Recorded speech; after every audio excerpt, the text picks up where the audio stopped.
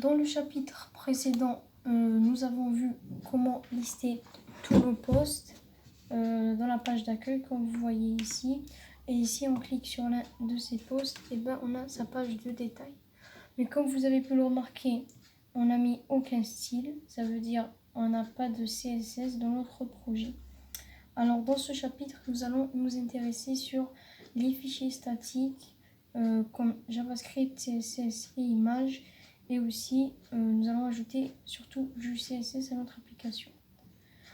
Alors, pour la stylisation, on peut utiliser des frameworks comme Bootstrap, Bulma ou Tailwind CSS.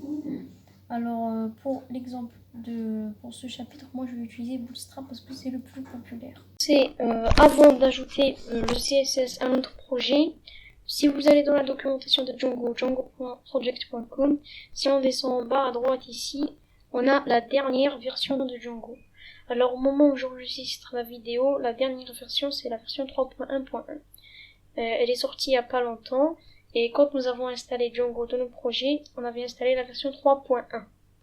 Alors pour avoir la dernière version, c'est pas obligatoire, mais si vous voulez avoir la dernière version, alors moi ce que j'ai fait, j'ai updaté vers 3.1.1, j'ai juste fait pipenv, ici pipenv, update Django tout simplement. Et là ensuite vous avez la dernière version de Django. Vous coupez votre serveur et vous lancez pipenv update Django. Et là quand vous voyez, si je fais pipenv graph, c'est une commande qui permet à pipenv de lister toutes nos dépendances graphiquement, avec ici des versions, les sous-dépendances, avec aussi des versions, s'il est obligatoire ou pas. Voilà, même si je fais Python -m Django - version, là on a 3.1. Maintenant, si je relance mon serveur, on a ici 3.1.1 d'affiché. Ok. Alors maintenant, nous allons commencer par voir comment, c'est quoi les fichiers statiques d'abord dans Django. Alors les fichiers statiques dans Django, c'est tout simplement les fichiers CSS, images et JavaScript. Les fichiers .js, .css et .png ou bien JPEG ou JPG, comme vous voulez, les images. Alors les images ne seront pas des images que nous allons ici charger dans notre application. Par exemple, on clique sur parcourir et tout. C'est pas ça les fichiers statiques. Les fichiers statiques, c'est des images qu'on choisit pour mettre par exemple dans la page d'accueil et tout. Ok. Alors je vais vous expliquer rapidement comment configurer les fichiers statiques dans Django. Alors, si je vais au niveau de Sublime Text, au niveau de my blog x.py, et ben là, si je descends, ben qu'est-ce qu'on a? On a ici la configuration des fichiers statiques CSS, JavaScript et Images. Et là, on a un lien qui nous mène vers la documentation de Django. Vous pouvez aller le lire. Là, si vous voulez en français, vous mettez FR. Voilà. Alors, static URL, nous allons voir ça un peu plus tard. Alors, pour configurer les fichiers statiques, ça va être pareil que les templates. Nous allons par exemple, au niveau de notre application Post, ajouter par exemple un fichier CSS dans le dossier statique, parce que les fichiers statiques, on les met dans un dossier statique généralement. Ensuite, on ajoute un nouveau dossier CSS pour CSS et un nouveau fichier style.css. Ensuite là, ce que je peux faire aussi, je vais ajouter un nouveau dossier JS pour le JavaScript. Bon, le JavaScript, nous allons pas ajouter du JavaScript, mais je vais vous donner, si jamais vous voulez ajouter, je vais vous montrer comment on fait. Je crée le fichier app.js, et pour les images, je crée un nouveau fichier, un nouveau dossier, img, et là après, je vais mettre mon image. Alors, je peux la mettre maintenant. J'ouvre mon explorateur de fichiers. Je copie une image et je la colle au niveau de mon projet. Là, dans notre application Post, statique, .img, j'ai ici une image, un fond d'écran, ici .jpg. Je vais le renommer avec ici des underscores pour ne pas avoir de conflit ici. Voilà, comme ça c'est mieux. Et voilà, mon éditeur de texte, il peut lire les images, donc je l'ai ici, une image. Alors, nous allons d'abord commencer par dire à Django que nous voulons mettre nos fichiers statiques dans un dossier statique. Comme nous avons fait avec ici les templates. Ici, ça va être une liste et nous allons mettre tous nos dossiers. Alors là, ce que je vais faire, la liste s'appelle static files dirs. Alors voilà, et dans cette liste, en fait, ce que je vais mettre, c'est comme pour les templates. Je vais mettre ici base dir. Et là, je mets mon dossier. Tout simplement. Là, je me suis trompée, c'est pas la virgule, mais c'est le slash. Je vous ai déjà parlé de cette méthode, une méthode qui est sortie avec la version 3.1. Si vous avez une version antérieure à 3.1, vous faites os.path.join base dir. Ensuite ici, le nom statique. Et voilà. Maintenant, Django sait que nous voulons mettre un fichier statique ici. Maintenant, ce que je vais faire, c'est que ici, c'est pas style ce que je voulais, mais c'est style. Comme ça. Maintenant, pour configurer par exemple mon fichier style.css au niveau de mon application ici, juste pour l'application post, pas pour tous mes templates. Alors, ce que je vais devoir faire, c'est d'aller dans le base.html, ici, configurer un nouveau bloc, vu que le chargement de CSS se met dans la balise head, donc je vais mettre un bloc, je vais l'appeler style sheet, et là je vais mettre tout mes styles. Ok, par défaut il est vide. Et là, ce que je vais faire, c'est que au niveau de ici template post index.html, ce que je peux faire, c'est configurer ici, modifier le bloc ici style sheets, ensuite ajouter un link ici vers l'autre fichier. Alors pour ajouter un link vers notre fichier, il faut, on va pas utiliser comme si vous êtes en train de faire de l'HTML classique, le chemin directement. Non, ce que vous allez faire, vous mettez ici le pourcentage accolade statique. Ensuite là, dans une chaîne de caractères, vous mettez le chemin vers votre fichier statique à partir du dossier statique. Alors, à partir du dossier statique, on a CSS, ensuite ici style.css.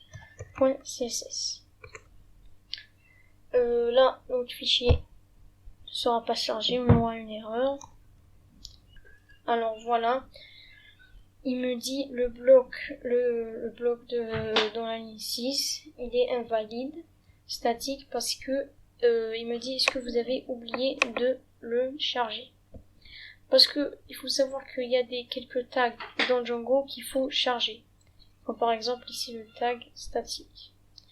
Pour charger le tag là, je fais tout simplement load statique, pourcentage accolade load statique.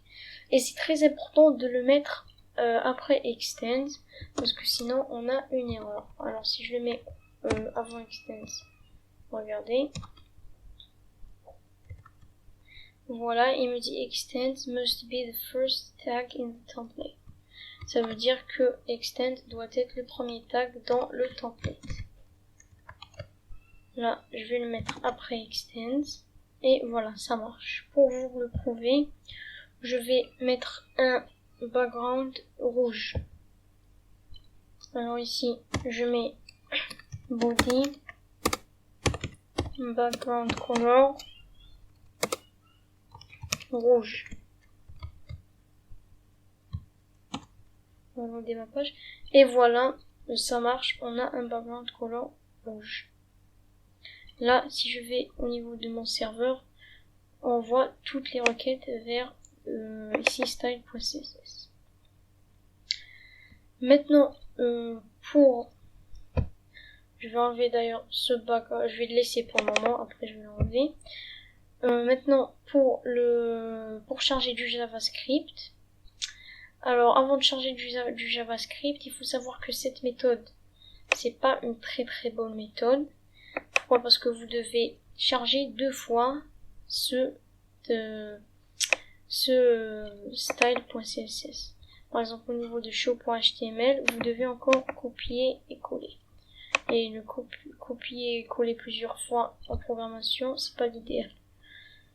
Alors pour ce faire, on va ajouter un autre fichier, base.html, et nous allons l'ajouter uniquement pour notre application.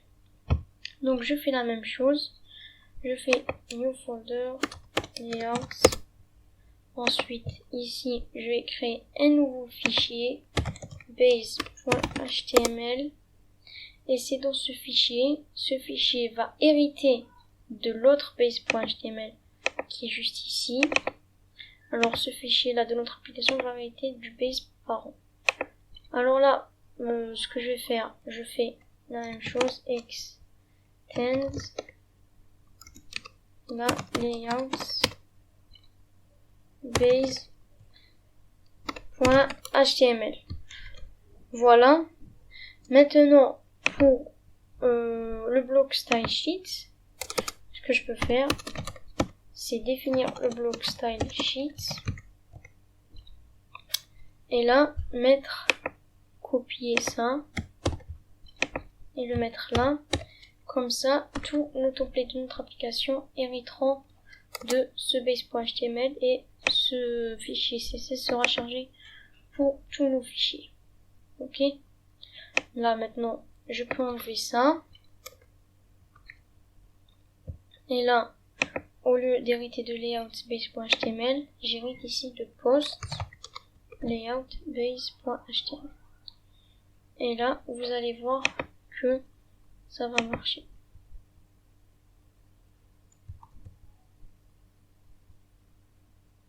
Là, on a template does not exist. Pourquoi? Parce que ici, j'ai oublié, je vais déplacer ce fichier layouts là dans notre dossier post. Là, parce que je me suis trompé. Voilà. Et là, c'est fait. Là, il me dit template syntax et erreur parce que je n'ai pas chargé la balise statique. Non, statique. La même chose. Et là, je peux ne pas le loader parce qu'il a été déjà chargé dans notre base.html. Et là, tout marche. Maintenant, même si je vais dans la page de détail, là, parce que je n'ai pas hérité. Maintenant, si j'hérite ici, je mets post. Ça va marcher.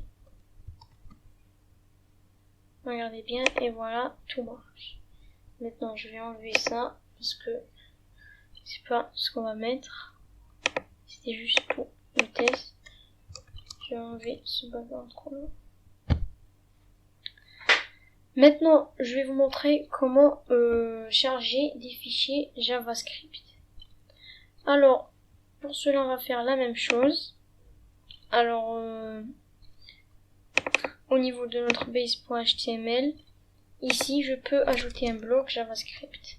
Parce que le JavaScript, on peut le mettre juste avant la fermeture de la balise body. Ou bien, on peut le mettre en haut, mais en ajoutant des fers à trous. Mais c'est pas grave, je vais le mettre en bas. Ça revient au même. JavaScript.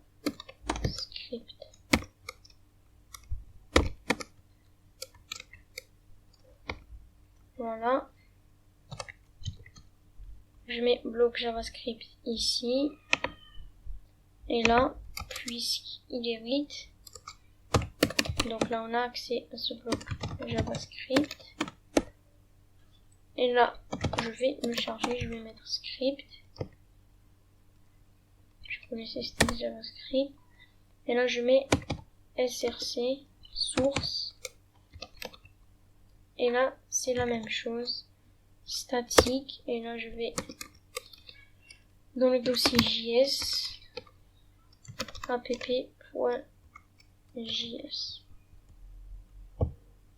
Là, au niveau de mon JavaScript, ce que je vais faire, je vais juste mettre alerte. Bien console.log. Je vais mettre alerte ici. Pour le moment.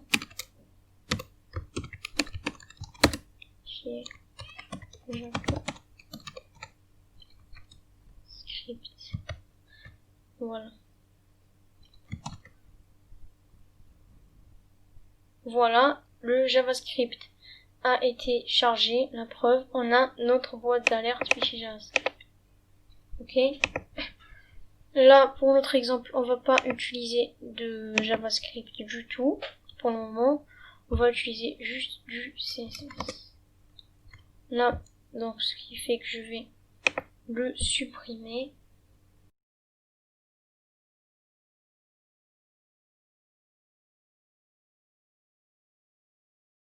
Voilà.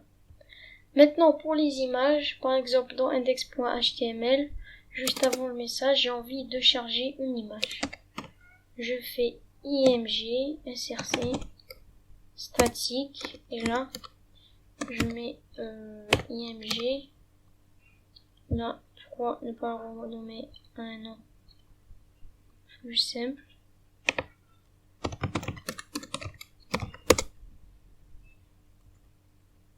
Là, catalina.jpg. Là, c'est Catalina.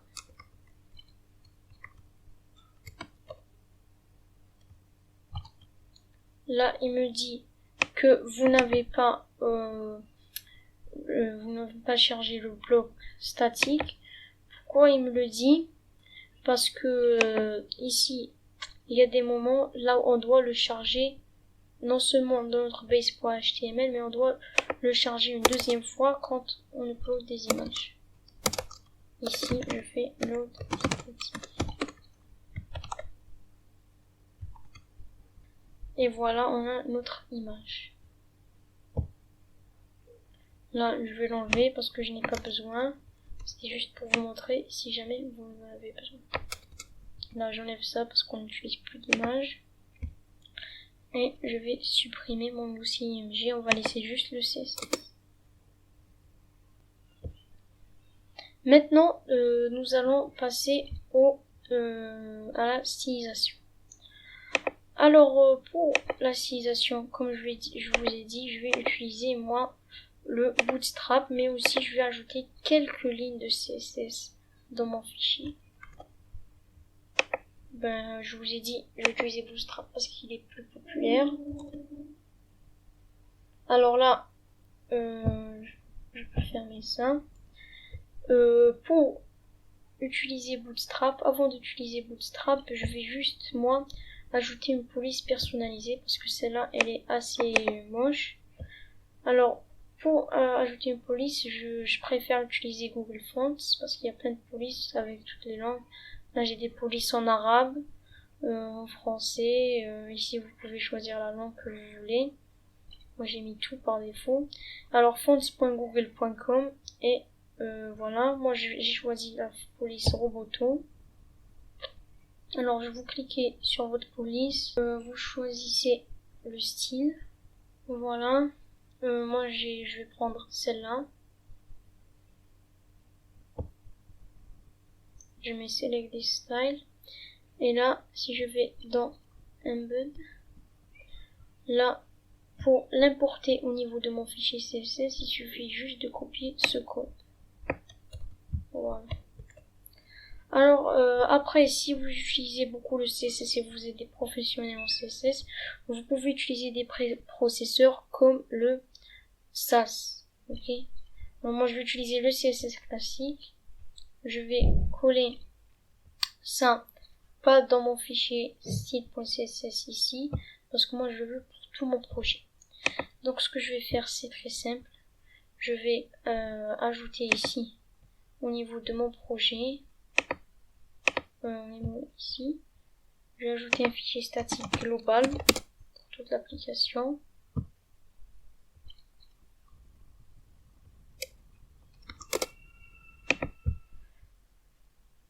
Je vais ajouter ici CSS et aussi le même nom, stack.css. Voilà. Là.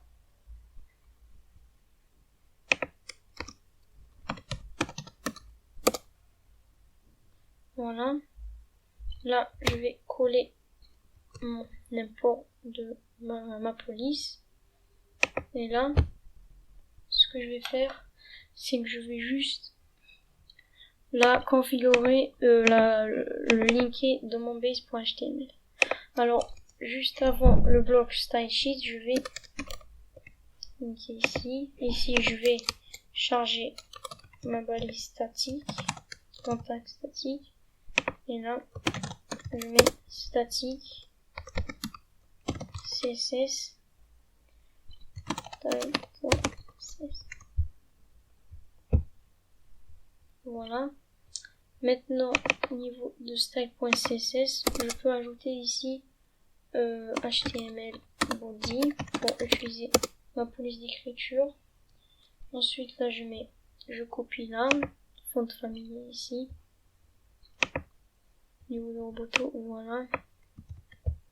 Et là, c'est bon, je n'en ai plus besoin. Là, je la colle là. Et là, normalement, voilà. Ma police a bien changé dans tout mon projet. Voilà.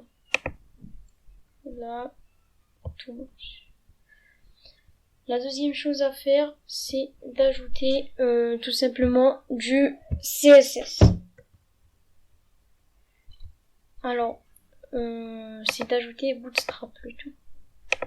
Alors, pour ajouter le Bootstrap, je vais au niveau de base.html parce que je veux l'ajouter dans tout mon projet. Là, si je vais dans getbootstrap.com, la version 4.5, il y a aussi la version 5 de Bootstrap qui est sortie, mais elle est encore en développement, mais vous pouvez l'utiliser. Vous faites version v5.getbootstrap.com. Alors là, je clique sur Get Started ou bien Documentation. Et là, qu'est-ce qu'il me dit? Il me dit que on doit charger le CSS, le JavaScript. Là, il me dit que le template de base doit être comme ça. Alors, ça, c'est les tags qui sont obligatoires. C'est l'encodage UTF-8 et le viewport. L'encodage UTF-8, c'est pour les accents et l'encodage international. Et le viewport, ici, je l'ai déjà ajouté. J'ai déjà ajouté les deux tags. Et le viewport, c'est tout simplement pour qu'il soit responsive en version mobile. Alors moi, je les ai ajoutés. Vous ajoutez-les. Ensuite, là, je peux ajouter le CSS de Bootstrap.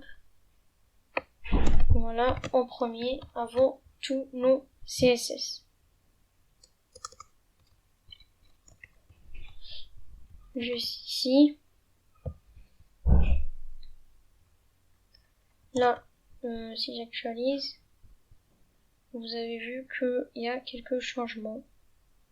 Alors aussi, ce qu'il faut ajouter, c'est le JavaScript. Ici, si je monte un peu, il me dit qu'on doit ajouter le jQuery, Popper.js et le Bootstrap, le JavaScript de Bootstrap. Parce que Bootstrap, comme vous avez pu le remarquer, utilise jQuery et Popper.js. Alors là, j'ajoute ça avant ici, bloc JavaScript. J'intente. Et normalement, voilà, le JavaScript on va pas se rendre compte, mais le CSS si. Alors maintenant, pour commencer, ce que je vais ajouter ici une barre de navigation. Alors, pour la barre de navigation, ici, vous pouvez ici chercher navbar et vous pouvez ici vous documenter ici. Alors, il y a plein d'exemples de barres de navigation. Moi, je vais prendre la première et je vais la modifier un petit peu. Alors, au niveau de template, partials, header.html, je vais enlever ça et je vais tout réindenter. Je colle et il y a une commande dans Sublime Text qui s'appelle réindent qui permet de tout s'indenter. Là, je vais changer premièrement ici le brand par myblog. Ok. Ensuite, là, ce que je vais mettre aussi, je vais enlever le formulaire ici. Pour le moment, on n'a pas de formulaire. Voilà. Déjà là, si j'actualise, vous allez voir. Voilà la barre de navigation. Alors premièrement, je vais enlever ici ce drop down ici. On n'a pas besoin. Et ce disabled. Et ici, je vais enlever la classe active. Alors pour cela, je commence par enlever mon drop down. Ensuite, j'enlève ici ce span. Et j'enlève la classe active.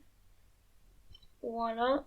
Là, j'enlève tout ce disabled. Voilà. Là, je vais laisser ça comme des lignes juste pour que ça soit pas vide. Mais sinon, après, on va les enlever et on va changer. Là, je vais mettre, si on clique sur Home, on va directionner ça vers la page d'accueil. L'URL, s'appelle index. Et pareil ici.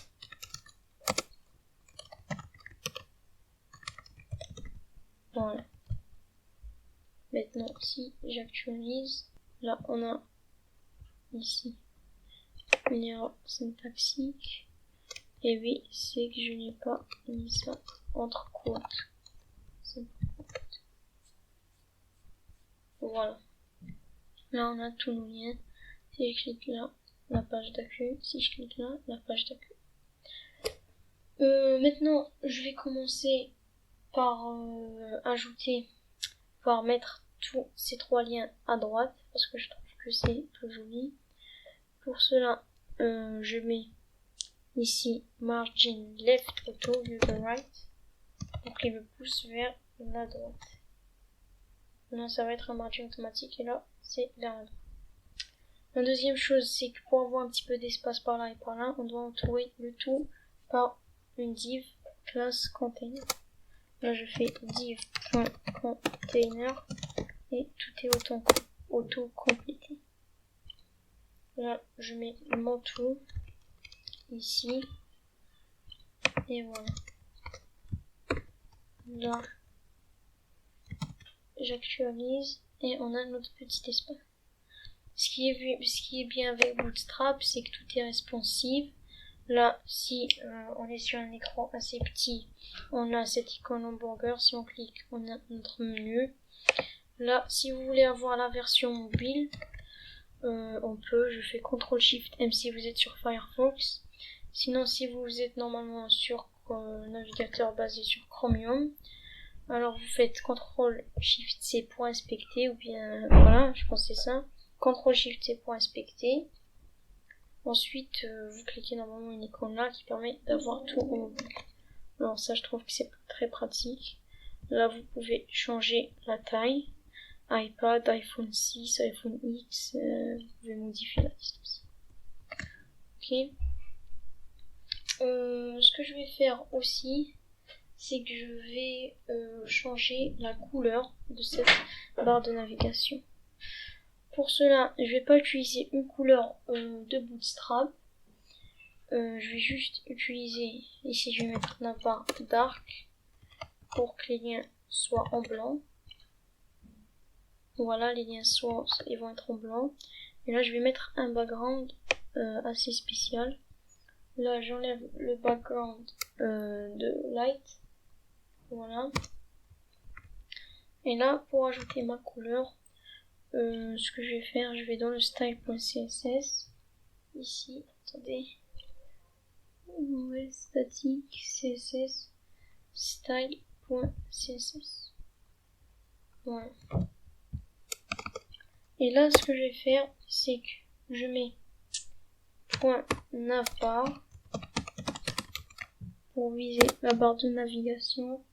Et là, je vais mettre background. Je vais pas mettre en couleur, mais je vais mettre background image. Et je vais utiliser une fonction assez spéciale qui s'appelle linear gradient. Si vous ne connaissez pas, c'est une fonction qui permet d'avoir un arrière-plan gradué avec des couleurs. Alors on va lui dire qu'il va aller vers la gauche. On lui dit to left. Et là vous lui donnez des couleurs. Alors 40. Je mets ici ma couleur. Alors cette couleur là c'est une couleur en code hexadécimal. C'est une couleur à peu près bleue, un peu foncé. Et là, celle-là, c'est du bleu un petit peu clair. Voilà. Maintenant, là, ça veut dire qu'il va aller de droite à gauche. Maintenant, si j'actualise, ben ça donne ça. Là, le seul problème, c'est que nos liens, ils ne sont pas en blanc. Alors normalement je vais les ajouter des classes. Je vais rajouter ici des classes Bootstrap.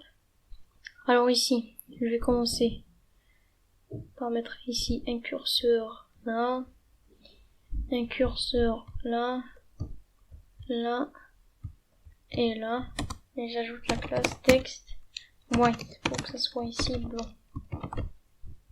Voilà. Et là, comme vous voyez, c'est du blanc. Ok. Ce qu'on va faire aussi, c'est que on va mettre ceci dans des cartes. Ici, si je vais au niveau de Bootstrap, je mets ici Chord.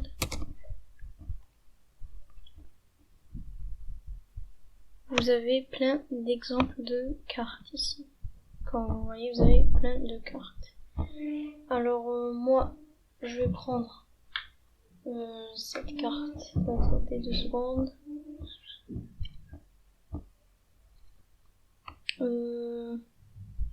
Une carte assez petite, comme par exemple celle-là.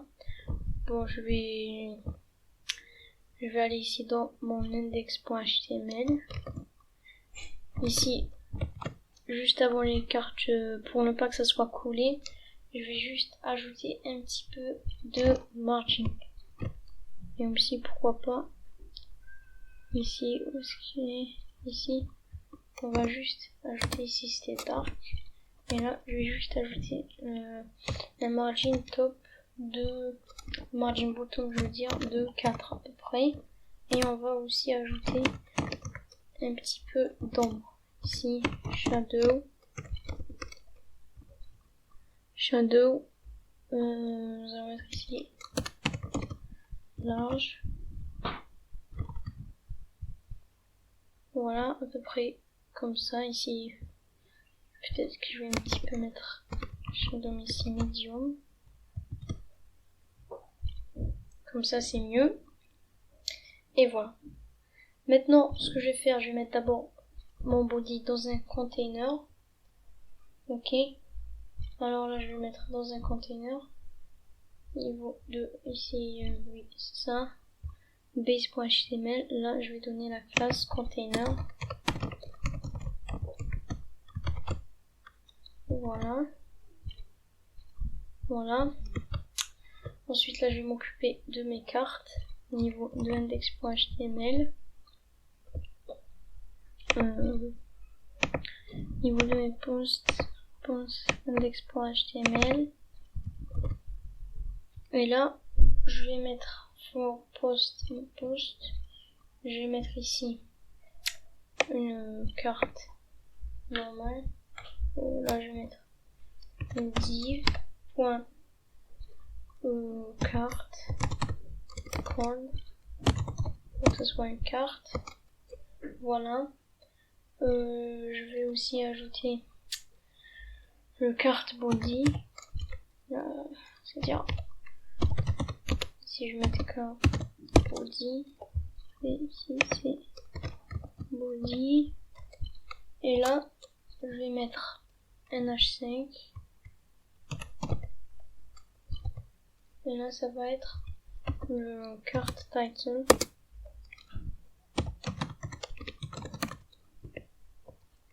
Et là, comme titre, je vais mettre tout simplement le titre du post.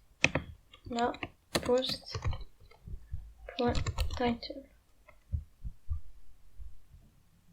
Voilà. Ensuite, là, je peux mettre aussi ici un paragraphe. Je vais donner la classe de card text. Et là, je peux mettre ici le post.content. Ok. Ensuite là, je vais ajouter un lien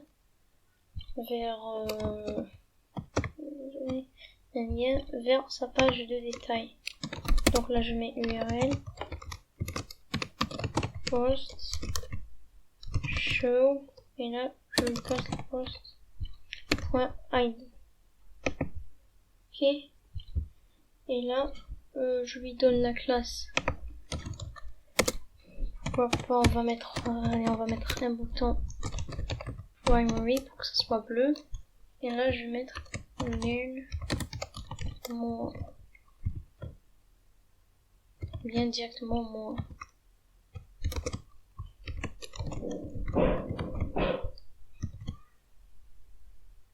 Voilà, on a ici nos cartes.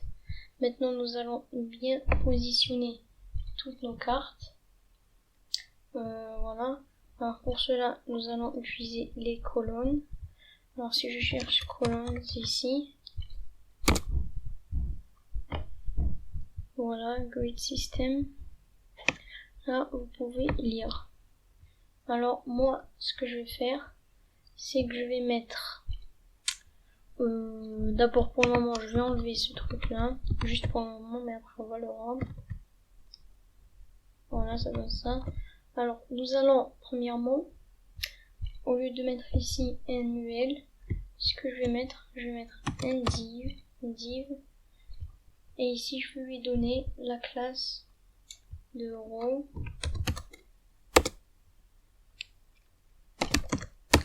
Ok, les lignes. Ensuite, dans cette ligne, il y a il y a 3 colonnes quand on est médium, écran médium, et il y a 2 colonnes quand on est dans un écran small. Tout simplement. Là, ça donne ça.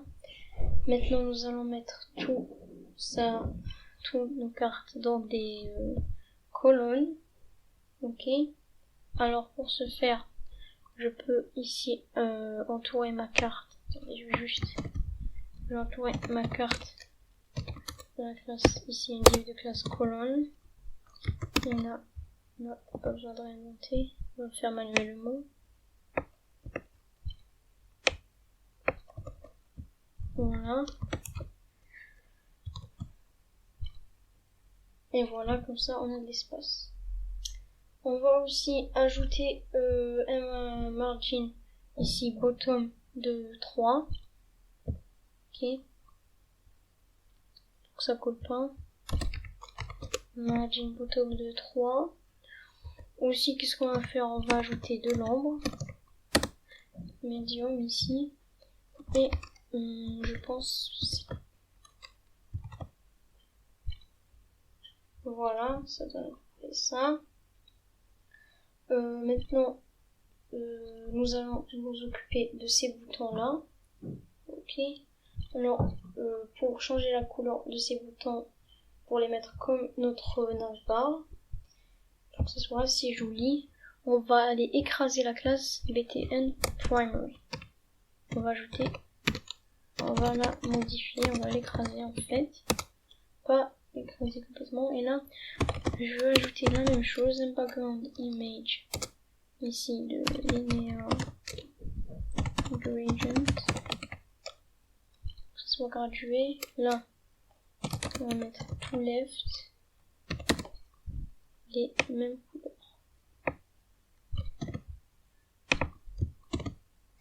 Désolé.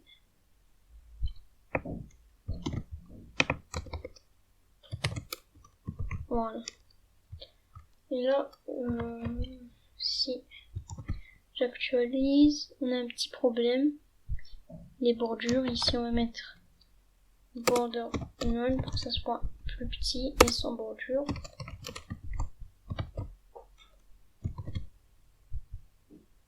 Voilà, là ça commence à devenir bien. Maintenant si je clique là, on a un problème. On a si c'est pas assez joli. Avant de s'attaquer à la page de détail, on va modifier le footer. Alors pour cela, on va ici mettre au niveau de index.html, base.html, le footer, on va lui donner une classe de footer.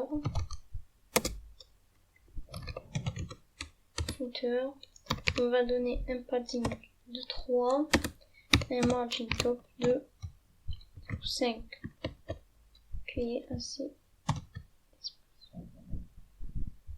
Là, il est là notre footer. Maintenant, je vais centrer. Alors, où est-ce qu'il est? On va aller dans mon footer.html. Et là, dans mon paragraphe, je vais ajouter ici une classe de, on va dire ici, footer, une classe, je veux dire, de text center pour le centrer. Ensuite, on va mettre ici un texte light. Un texte light. Et là, ici, au lieu de mettre juste le copyright et le nom, on va laisser ça comme ça. On va ajouter l'année. Ok. Alors pour ajouter l'année, il suffit d'utiliser le tag now, et là vous mettez Y pour que ça soit dynamiquement. Y en majuscule pour avoir l'année, par exemple 2020, Y minuscule pour avoir par exemple 20, M majuscule pour avoir par exemple SEP, SEP pour septembre. Si vous mettez en minuscule, vous avez le chiffre. Maintenant, je mets ici midDot qui est un point au milieu. Et là, je mets le nom myblog.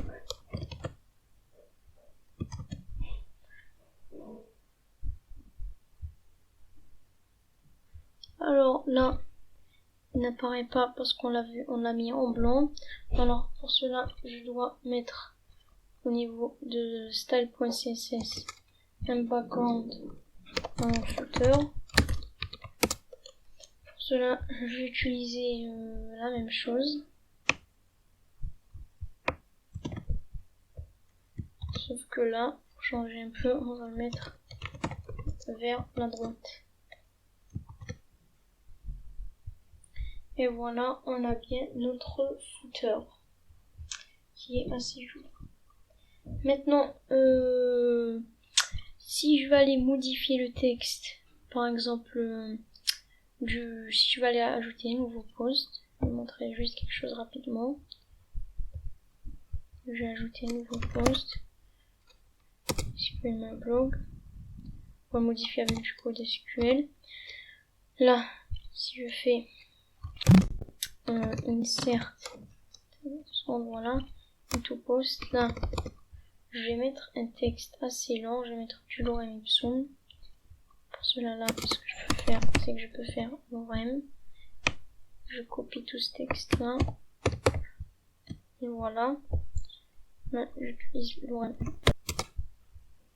Là, c'est bon, on a notre lorem ipsum qui est quand même assez long. Donc, j'actualise. J'ai mon post 4 avec un lorem ipsum qui est long. Là, si c'est très très long, on va pas le mettre dans la page d'accueil. On va mettre un petit filtre qui va nous permettre de mettre quelques lettres de notre post. Ok. Là, je vais ajouter aussi un nouveau post. On va copier ce truc là et on va le coller plusieurs fois. Voilà. Voilà. On va mettre quelque chose de très très long. Voilà. Là, ici, je vais aller juste modifier le titre. Je vais mettre ici lorem. Et c'est bon. Voilà. Là, si je fais un select all, et là, c'est long. Si j'actualise la page ici, voilà, là, c'est pas ce qu'on veut. On veut pas tout ce texte-là dans notre page d'accueil. Nous allons ajouter un filtre. Ok. Alors, pour ajouter ce filtre au niveau de index.html, au lieu de mettre ici post content directement, on met le pipe et là on met le nom de notre filtre. Ça s'appelle truncate normalement. Au moment il s'appelle truncate. Et là on a deux filtres, on a words et on a cars. Cars il permet de donner une valeur en lettres. Et Word, il permet de donner une valeur en mots. Alors là, je vais dire 100 caractères. Et voilà. Là, il me met 100 caractères suivi des 3 points. Tout simplement. Ok. Là, je vais mettre un petit peu moins que 100 caractères. On va mettre par exemple 70 caractères.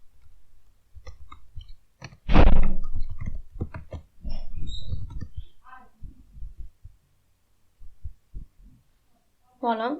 70 caractères. Je pense que c'est assez bon. Ok.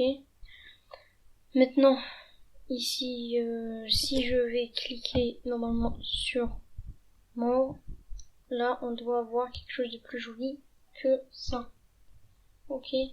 Alors là, pour ce faire, on va utiliser aussi les cartes, mais en plus grand. Je vais fermer ça. Fermer mon header. Normalement, c'est fini pour le style.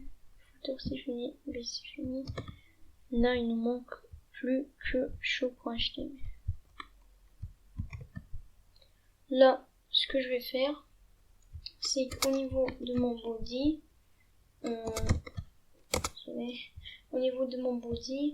je dois ajouter ici, je vais ajouter une carte. Là, je vais mettre card. Et là, à l'intérieur, pourquoi je peux mettre ici un div. Ici, je vais lui donner la classe card header pour que ça soit pour mettre le titre dans le header. Et là, je vais mettre ici tout simplement post.title. Ok, pas besoin de mettre l'identifiant. Là, je mets div point par exemple ici card body pour avoir le contenu. Voilà. Et là, dans ce card body, je vais mettre un paragraphe avec ici la classe de card text. Et là, 2 secondes, je mets mon post.content. Ok. Maintenant, normalement, c'est bon. Maintenant, si j'actualise, on a quelque chose de plus joli. Ok. On a maintenant tous nos textes, tout notre texte. Là, je clique sur tous nos posts. Et voilà, si je clique sur un de ces posts, comme ça, on a la page de détail. Maintenant, on va juste ajouter le nombre de posts. Alors, pour l'ajouter, au niveau de l'index.html, premièrement, on va pas le mettre dans un H1. On va le mettre dans un H3.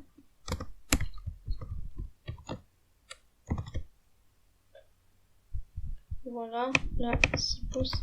Là, on va le centrer.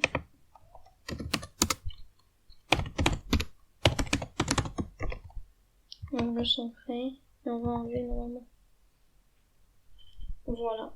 Là, quand on le centre, c'est bon. Alors, c'est tout pour cette vidéo.